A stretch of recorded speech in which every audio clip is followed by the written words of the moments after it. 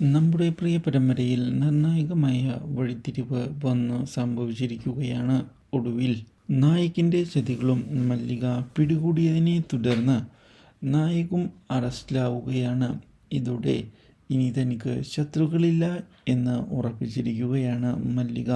പ്രതിഭയും നായിക്കും അകത്തായി എന്നും അതുപോലെ തന്നെ വിനയൻ്റെ ശല്യവും അവസാനിച്ചു എന്നും വ്യക്തമാക്കുന്ന മല്ലിക ഇനി തനിക്ക് സ്വസ്ഥമായി മരിക്കാം എന്നുള്ള കാര്യം പറയുകയും ചെയ്തതിനെ തുടർന്നാണ് മല്ലിക വിചാരിക്കാത്ത ഒരു വില്ലൻ കൂടിയുണ്ട് എന്നുള്ള കാര്യം മല്ലിക തിരിച്ചറിയുന്നത്.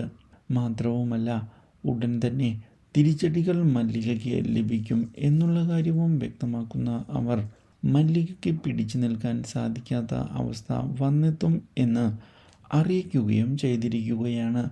അപ്രതീക്ഷിതമായ ഈ സംഭവം മല്ലികയെ ഞെട്ടിച്ചു കളഞ്ഞതിനെ തുടർന്ന് ആരാണ് ആ വില്ലൻ എന്നുള്ള ചോദ്യം ബാക്കിയാവുകയാണ് മല്ലികയുടെ മനസ്സിൽ.